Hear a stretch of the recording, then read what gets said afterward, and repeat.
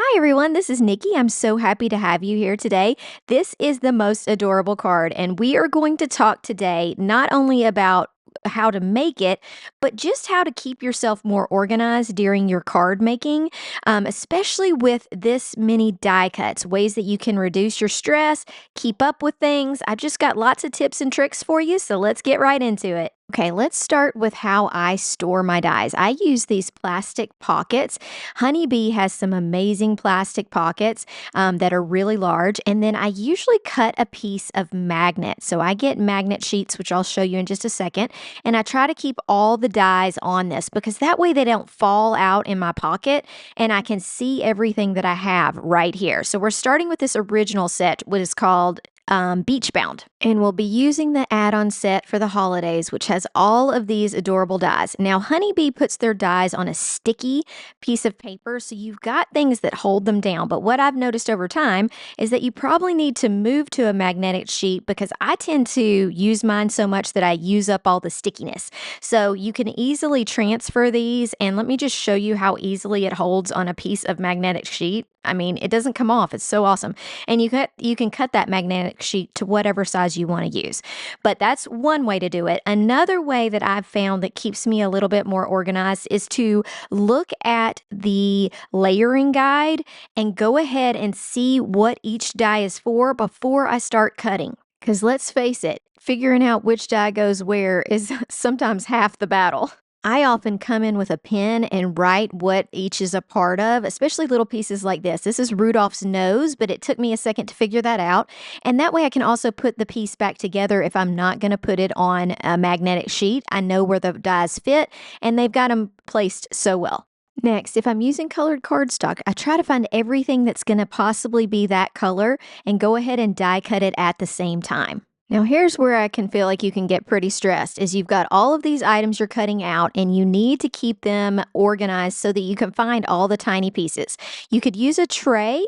You could use simple coffee filters. I use these all the time because they're inexpensive and I can lay out quite a few of them. And then I can keep things together like pieces of the tree or just little small, like this one has ornaments for the tree. It has some bows, just whatever type of way makes it the easiest for you. The other way that works really well, if you have an extra one of these, is using a sticky mat. So let me show you. This mat is sticky. It's kind of like a Cricut mat, and I can take things that I've done. I know these have already been a little bit ink blended, but you'll see that I can just keep up with pieces and I can have them laid out so that I can grab them quickly and glue them together or add ink, anything that needs to be done. So with these red pieces, I'm putting all the little small pieces in a tray and I'm just holding, sometimes you lose the teeny little pieces. So just hold it over your tray, punch it out. And then especially these ornaments, you don't want to have to lose any of those. So I just pick them up off my magnetic sheet and then I punch all those little ones in this container. And then I've got all kinds of red items here for use. And one other tip, once you finish with your dies, immediately put them back in their space on your sticky sheet or on your magnet. So another decision you got to make when you're doing die cut cards is, are you going to use cardstock? Are you going to use ink blending? Or are you going to use a combination of both? When you're feeling overwhelmed, just go with colored cardstock. It's easy. It gives a great look and it doesn't take as long as some of those other options. I also highly recommend this magnetic mat from the Anna Griffin Empress machine. I'm using the mini. This is my first couple of cards using it.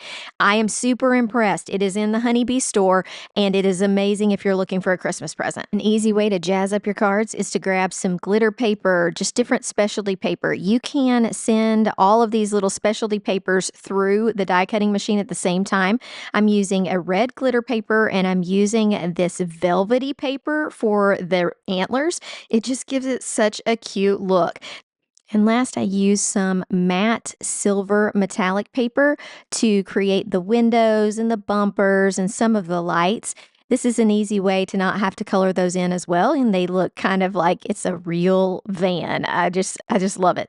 So now I have my containers and I can go through and start building my little van. I love that Honeybee has kind of an impression in that bottom die. So you can use a layering guide if you want, but you can pretty much tell where everything is supposed to go just based on those little indentions in the paper.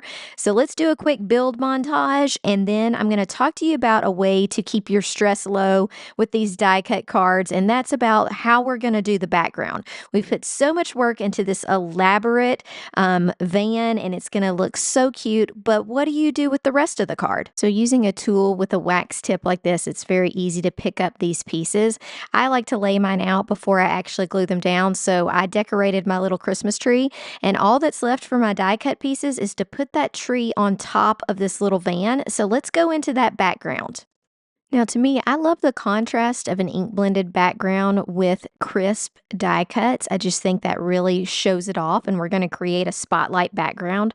You will need your die cut kind of completed to make sure you know where on this piece of paper you're going to put it, because what I'm going to do is use a little bit of masking to create kind of a roadway, and then the rest of it is going to be a beautiful snowy sky, and it is so easy. Another way of making sure you're precise on your card, which just makes it look amazing, is to use a T-ruler. And when you're using a T-ruler with one of these sticky mats, I love that I can stick the T-ruler down so it stays in place. And then I can just add a little bit of masking tape right here, and I'm going to blend above it first.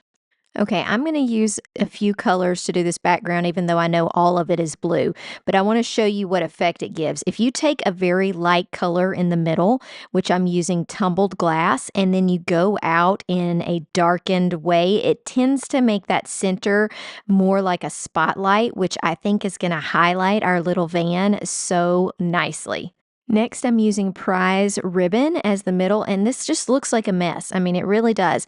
But don't worry, you always can come back in and blend those edges a little bit, and that makes it not so drastic of a circle. But really, in pictures, this is going to look amazing, and when I blend over it, it's just going to look great. So I'm coming from the edge with chipped sapphire.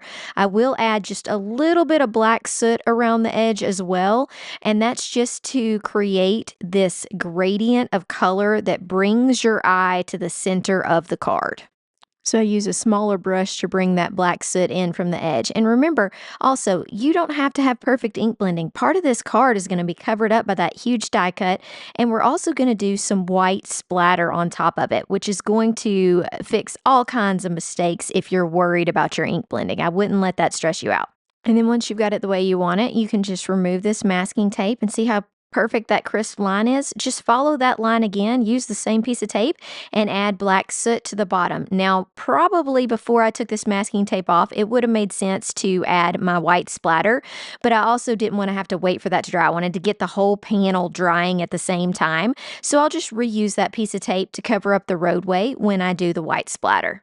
So once I'm done with this, I'm going to add the water, and I used this piece of plastic that was just left over from stamps, and then I'm going to spray just a little bit of water, dab it off, and that's on the roadway. I didn't want the snow to be on the roadway. Now I'm going to peel everything off and kind of use this same idea to do my white splatter. We'll use that same piece of plastic. It comes off of the sticky mat just fine.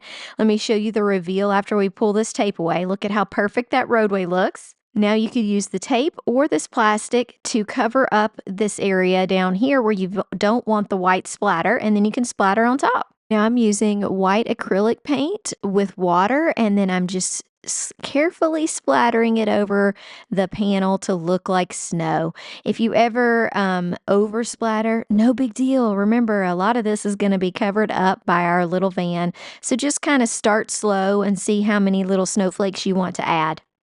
Once your panel is dry, I actually used some white heat embossing and created the sentiment that's going to be below the van. It says, "Have yourself a merry little Christmas."